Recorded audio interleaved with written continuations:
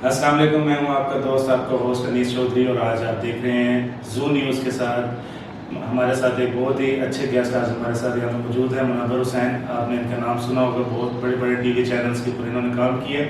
आज हमारी खुश नसीबी है कि स्पेशली कराची से तशरीफ़ लेके आए हैं मुल्तान के अंदर, और आज हम उनसे गुफ्तगू करेंगे और उनसे जानेंगे कि इनकी जर्नी के बारे में, कि कैसे कैसे इन्होंने कौन कौन से स्टैंड कहाँ कहाँ परफॉर्म किए हैं। तो चलिए इनसे बात करते हैं। कैसे मुनव्वर भाई, ठीक ठाक? हमारे बहुत खुश हूँ। उसकी वजह ये है कि ये प्लान नहीं था यहाँ आने का, लेकिन हम लोग बहुत खुश इसलिए हूँ कि ये मेरी खुशनसीबी है, पाकिस्तान का सबसे अच्छा जू देख के जा रहा हूँ। सर बहुत शुक्रिया आपका, और बड़ा हमें खुशी हुई है कि आपने अपने कीमती टाइम से टाइम निकाल के हमें यहाँ पे दिया और आपने देखा इसको, जगह दी इसके हवाले से। मुझे थोड़ा सा अपने बारे में मुझे बताइएगा कि आप माशाल्लाह शोज़ करते हैं, बहुत से इंटरनेशनल चैनल्स के ऊपर भी आपने शोज़ किए, तो ये जर्नी का आगाज़ कैसे हुआ? ये बिल्कुल हादसाती तौर पे हुआ, यानी कोई बैकग्राउंड नहीं था ना, मैंने कभी अपनी लाइफ में कोई मैजिक शो देखा था, कभी नहीं देखा था। बस ऐसे ही मैं यानी ग्रेजुएशन कर चुका था, एडवांस स्टडीज कंप्यूटर में डिप्लोमा कर चुका था और एक छोटा सा बिजनेस भी अपना रन कर रहा था, और ऐसे ही फुटपाथ पे किसी को मैंने कुछ आइटम्स वगैरह सेल करते हुए देखा था। तो बस वहाँ से ऐसे ही एक ट्रिक ले ली थी और मैं जनूनी वाक़या हुआ था जवानी में खासा। अच्छा, माशाल्लाह, ठीक है ना। तो उसके बाद बस समझ लीजिए कि वो एक आइटम सीखना था, और उसके बाद फिर मैंने कहा यार ये तो बड़े काम की चीज़ है और पाकिस्तान में कोई करता नहीं है। ऐसा करते थे लोग, मैंने कभी किसी को नहीं देखा था। तो उसके बाद मैं फिर बहुत तेज़ी से मैंने आइटम सीखना शुरू किए, और कुछ पता ही नहीं चला कि यानी मैं विदिन 2 या 3 महीनों में मैंने अपना पहला शो कर दिया। 1 साल गुजरा नहीं, मैं अलादीन पार्क में अपना मैजिक हाउस बना के उसका कॉन्ट्रैक्टर बन के बैठा हुआ था। वहाँ रोज़ाना शो करता था, शौक बहुत ज़्यादा था, प्रैक्टिस बहुत अच्छी होने लगी, पैशन बहुत ज़्यादा था। फिर एक रियलिटी शो आया ARY डिजिटल का, दम है, उसका 10 लाख रुपए का प्राइस था। जितनी इन्फ्लेशन है ना, आप ये समझ लीजिए आज के लिहाज से 50-60 लाख रुपए रख लीजिए, ठीक है। तो 2007 में फिर वो कॉन्टेस्ट जीत लिया मैंने।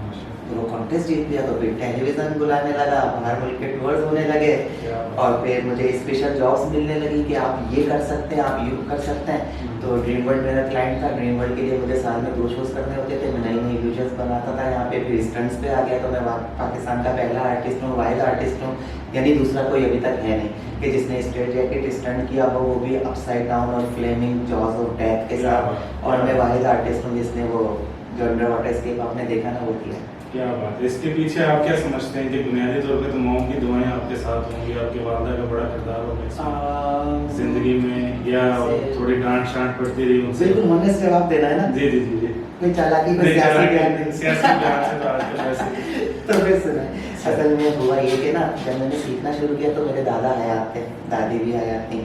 अब मैं कोई आइटम जब लेके आता था ना तो दादा को दिखाता था। दादा मेरे मुल्तान के। अच्छा, मुल्तान प्योर। हाँ। अच्छा।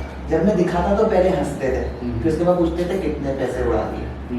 फिर मैं बताता दादा 250 रुपये का बना, फिर मुझे गालियाँ पड़ती थी। अच्छा, तो ये तो दादा का रिएक्शन था, दादी का भी सेम रिएक्शन था। तो अम्मी की जानिब से कोई रेजिस्टेंस नहीं थी, लेकिन अब्बू सटपटाए हुए थे कि क्या बनेगा इसका? हाँ, क्योंकि अब्बू जो है ना वो स्टील मिल में मैनेजर। अच्छा, माशाल्लाह। स्टील मिल में मैनेजर, और मैं जो हूँ क्या कहते हैं, अच्छा वाला पढ़ा लिखा बच्चा, और बिजनेस भी कर रहा था अपना, अच्छा स्टेबल बिजनेस था। अब आपको बस खामोशी से देख रहे हैं कि क्या कर रहा है, क्या होगा, आगे क्या नतीजा निकलेगा।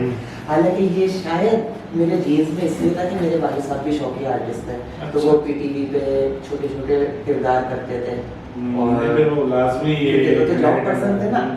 और मैं जब 7वीं क्लास में था तो मुझसे ड्रामे में उन्होंने परफॉर्म करवा दिया, हादसाती तौर पे बिल्कुल। जाना मेरे भाई को था। सुबह जब अब्बू ने कहा चलो, तो वो जाहिर है वो 6ठी क्लास में था, मैं 7वीं क्लास में था, वो कॉन्फिडेंस लूज कर गया। तो अब्बू ने मुझसे बस ऐसे ही पूछ लिया, मुनव्वर तुम कर लोगे? और मैंने भी हाँ कर दी।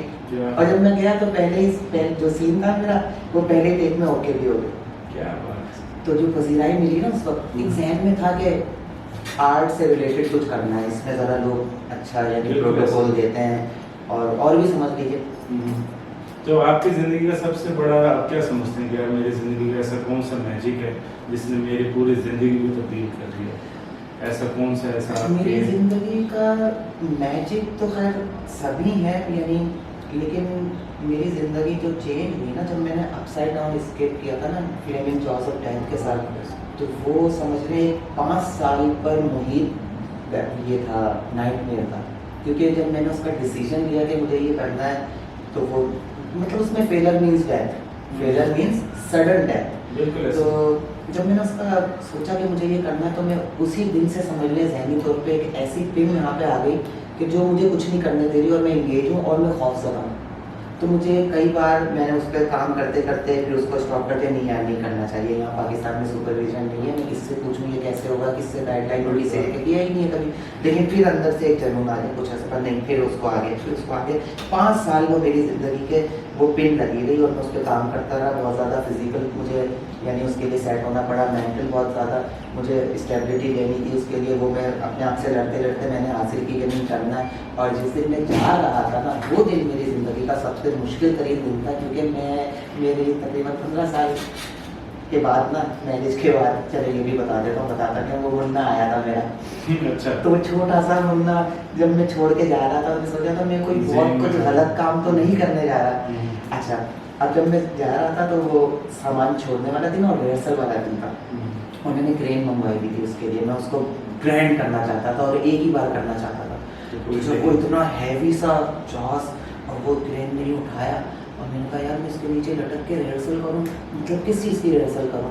अगर ये गलत हो जाएगा तो क्या अगली दफ़ा सही कर लूँगा, गलत का मतलब है कि मेरा कचूमर बन गया। तो मैंने कहा बस अब कल जब ना 5-6 हज़ार का क्राउड होगा, बहुत सारे मोबाइल होंगे और सब कुछ होगा, वो उसी दिन करना है, जो हुआ देखा जाएगा। कुछ नहीं तो पाकिस्तान में मैजिक का तो पता चल जाएगा लोगों को कि ये भी फील्ड आगे जीत वाला एक एलिमेंट बीच में डाल दिया। मुझे ये बताइएगा कि आप आज की यूथ को क्या पैगाम देना चाहेंगे, जो यूथ अभी आपको यहाँ पे देख रही है, तो उसको क्या पैगाम देंगे कि वो किस तरह अपनी लाइफ में आगे कामयाबी समेटे? अच्छा, मैंने जब मैजिक स्टार्ट किया था, कोई बहुत पुरानी बात नहीं है, उसकी वजह ये कि मैं लेट रनर हूँ। मैंने आपको बताया ना कि मैं यानी इतनी पढ़ाई कर चुका था, बिजनेस स्टार्ट कर चुका था, और ये शौक वो है जो बचपन में लगता है। स्कूल में आपके मैजिशियन आया, आपने देखो अरे वाह नोट बन गया कागज का, अरे वाह मिठाई बन गई, मैं भी करूँगा, ठीक है ना। या फिर ये कि मैं किसी को दिखाऊंगा, लोग हैरत ज़्यादा होंगे। तो ये काम है उस वक्त का जब फैंटेसी लाइफ चल रही होती है, मेरी प्रैक्टिकल लाइफ शुरू हो गई थी। तो मैं बहुत सारे मैजिशियंस है जो उम्र में मुझसे भी छोटे होते हैं ना, मैजिक में मुझसे सीनियर होते हैं, लेकिन मैं उनसे काम में सीनियर हूँ। काम में सीनियर इसलिए हूँ कि अब मैं यूथ के लिए ये कहना चाहूँगा कि आप कुछ भी करें, सारे प्रोफेशन अच्छे होते हैं, लेकिन आपका पैशन ऐसा होना चाहिए कि अगर आप एक टेलर है ना, दर्जी हैं, तो आपका ग्राहक जो है ना 2 मोहल्ले छोड़ के भी आए।